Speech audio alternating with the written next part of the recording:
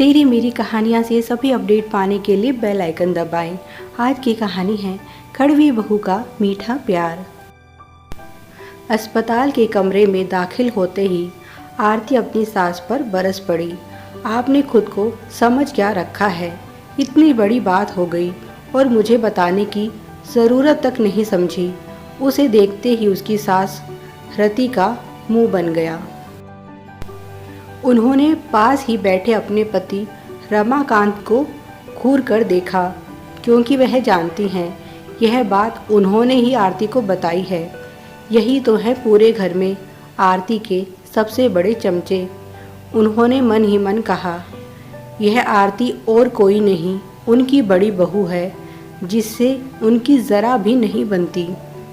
उन्होंने नाराज़ होते हुए कहा, क्यों, तुम कोई भगवान हो जो तुम्हें बताएंगे, या फिर तुम्हारे पास कोई जादू की छड़ी है जिसे घुमाकर तुम हमें ठीक कर दोगी?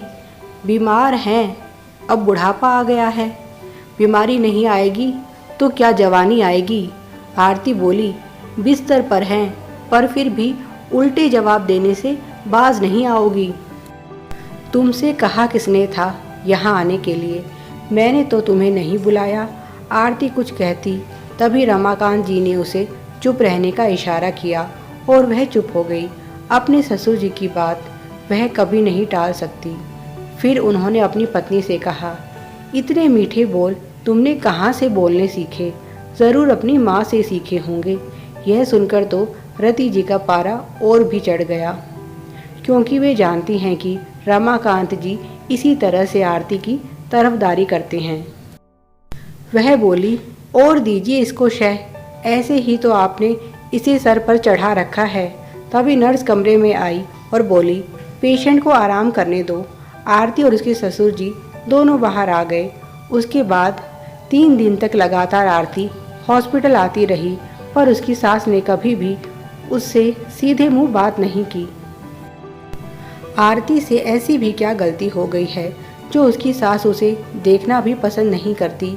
इसका कारण है आरती का प्रेम विवाह। रति जी के 2 बेटे हैं, काव्य और नवल।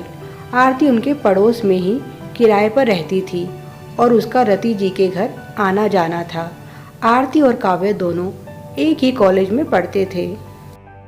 पहले उनमें दोस्ती हुई और फिर यह दोस्ती प्यार में बदल गई, और जब रति जी को इस बात की भनक लगी तो उन्होंने साफ साफ मना कर दिया कि यह शादी नहीं हो सकती, क्योंकि आरती उनकी बिरादरी की नहीं है और गैर बिरादरी की बहू लाकर वह अपनी जग हंसाई नहीं करवाना चाहती।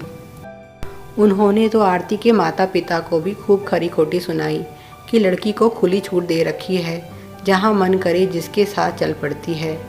पर अगर आप लोग यह सोच रहे हो कि यह मेरे बेटे को फंसा लेगी तो गलत सोच रहे हैं। मैं ऐसा कभी नहीं होने दूंगी। रमाकांत जी विवाह के पक्ष में थे। उन्हें आरती शुरू से ही बहुत पसंद थी। उन्होंने अपनी पत्नी को समझाने की बहुत कोशिश की, पर उन पर कोई असर नहीं हुआ और आखिर में आरती और काव्य ने कोर्ट मैरिज कर ली। जब रति जी को इस बात की खबर मिली तो उन्होंने काव्य से साफ साफ बोल दिया कि मेरे घर में कदम रखने की ज़रूरत नहीं है, अब से तुम्हारा हमारा रिश्ता खत्म। फिर भी आरती ने उनकी नाराज़गी को उनका आशीर्वाद ही समझा और वहीं पास में ही एक किराए का मकान लेकर दोनों पति पत्नी ने अपनी ज़िंदगी की नई शुरुआत की। रति जी के ना चाहते हुए भी अक्सर आरती घर आ जाया करती थी। हालांकि वे उसे देखते ही तानों की बौछार कर देती थी। पता नहीं किस मिट्टी की बनी है, इतनी बेशर्म लड़की है। 1000 बार कह दिया इसे मेरे घर मत आया कर, पर जब देखो मुंह उठाकर चली आती है। पर रमाकांत जी उसे बहुत प्यार करते थे, इसीलिए सास के ताने सुनकर भी वह खामोश ही रहती। पर एक दिन तो उन्होंने सारी हदें पार कर दी और आरती पर इल्ज़ाम लगा दिया कि पहले मेरे बेटे को फंसाया और अब मेरे पति को फंसाने की कोशिश कर रही है। रमाकांत जी यह बात बर्दाश्त नहीं कर सके और उन्होंने आरती के सामने ही पत्नी पर हाथ छोड़ दिया। तुम्हारी सोच इतनी छोटी हो सकती है, मैं सोच भी नहीं सकता। तुम चाहे कितनी भी कोशिश कर लो, आरती को मैं अपनी बेटी मानता हूँ और वह हमेशा मेरी बेटी ही रहेगी। उस दिन के बाद से आरती ने घर आना बंद कर दिया। वह नहीं चाहती थी कि उसकी वजह से बिना वजह का कलेश हो। पहले तो वह सोचती थी माँ जी की नाराज़गी कुछ दिनों की है और एक ना एक दिन वह उन्हें अपना लेगी, पर इस घटना के बाद से आरती को पता चल गया था कि उसकी सास उसे कभी भी बहू के रूप में स्वीकार नहीं करेगी। अब रति जी के मन में भी डर बैठ गया, कहीं ऐसा ना हो नवल भी अपनी पसंद से शादी कर ले और आरती जैसी किसी लड़की को लाकर उनकी बहू बना दे, फिर वह क्या करेंगी। इसीलिए उन्होंने जल्दी से जल्दी अपने बेटे नवल की शादी कर दी। उनकी छोटी बहू प्रीति बिल्कुल उनके अनुसार थी। वह अपनी सास की हाँ में हाँ और ना में ना मिलाती रहती। वह भी आरती से बात नहीं करती थी और दिल खोल कर आरती की बुराई अपनी सास के आगे करती थी, जिससे उसकी सास बहुत खुश हो जाती। पर असल में प्रीति आरती से जलती थी, क्योंकि आरती पढ़ी लिखी नौकरी पेशा लड़की थी, जबकि प्रीति गांव की साधारण सी पढ़ी लिखी लड़की। आरती के सामने उसे अपना व्यक्तित्व बहुत छोटा महसूस होता था। वह नहीं चाहती थी कि आरती कभी इस घर में आए।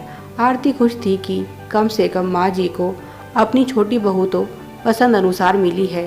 धीरे धीरे प्रीति को लग रहा था जैसे आरती उससे कहीं ज़्यादा खुश है, क्योंकि उस पर ना तो बूढ़े सास ससुर की जिम्मेदारी है, ना ही कोई रिश्तेदारी का दबाव।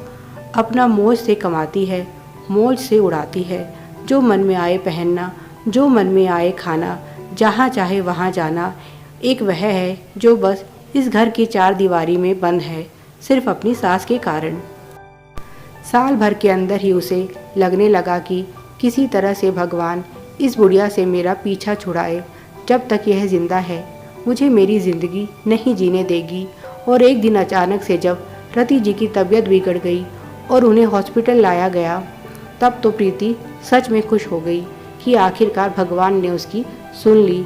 पर उसे बहुत अफसोस हुआ यह जानकर कि उसकी सास की दोनों किडनी फेल हो चुकी हैं और अब उन्हें किसी डोनर की ज़रूरत है। इतना मोटा खर्चा प्रीति अच्छे से जानती थी कि अब तो उसके ससुर एड़ी चोटी का जोर लगा देंगे उसकी सास को बचाने के लिए।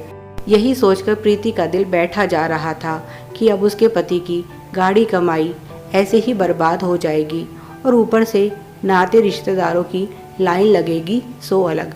वह सारा दिन दूसरों की खातिरदारी में लगी रहेगी और जेठानी मौज करेगी, क्योंकि उसे तो यह औरत घर में घुसने नहीं देगी।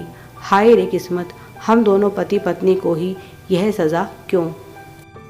उधर रमाकांत जी बहुत परेशान हो जाते हैं, क्योंकि वह जानते हैं कि रति के इलाज में बहुत खर्चा होने वाला है और उनके पास इतने पैसे नहीं।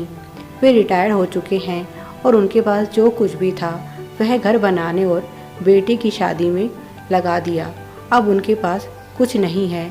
उधर बेटों से भी ज़्यादा उम्मीद नहीं कर सकते, क्योंकि नवल तो अभी साल भर पहले ही नौकरी करने लगा है और आरती और काव्य भी 3 साल से नौकरी कर रहे हैं।